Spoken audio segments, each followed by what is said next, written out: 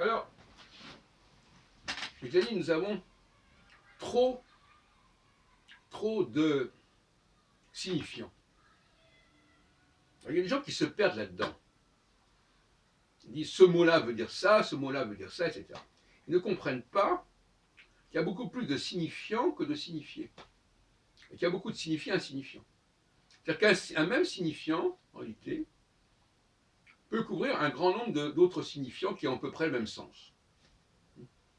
Donc ce n'est pas le rapport signifiant-signifié, ici, c'est le rapport signifiant les rapports entre les signifiants. Et les dictionnaires ont un côté assez vicieux, puisque les dictionnaires essaient de justifier la diversité des signifiants, pour mettre dans la tête des gens que ce mot-là ne veut pas dire exactement ce mot-là, etc., etc.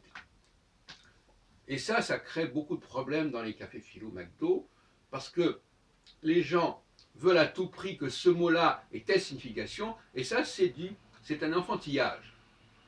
Je vous l'ai dit encore hier à Jean-Paul. Il faut bien comprendre qu'un même signifié, un signifié donné peut englober et correspondre à un grand nombre de signifiants qui ont plus ou moins le même sens. Et on essaie de couper les cheveux en quatre en disant oui, mais ce mot-là, c'est pas ce mot-là, etc. Et ça, quand je vois des gens qui sont pris dans ce genre de problème, je les plains. Et on trouve la même chose en astrologie. Par exemple, les 12 signes zodiacaux sont beaucoup. C'est une division tout à fait exorbitante. Il n'y a pas une douzaine de types de personnes.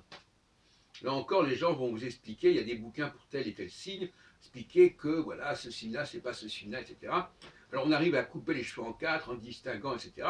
Mais en réalité, c'est une création tout à fait artificielle qui vient des astronomes qui, eux, avaient d'autres préoccupations. Eux, ils voulaient simplement baliser le ciel. Et donc ils ont dit, bon voilà, on va diviser en 12 catégories. Mais maintenant, les astrologues arrivent en disant, ah ben, s'il y a ces 12 catégories, ça veut dire qu'il y a 12 types de personnes. C'est une erreur énorme, grossière.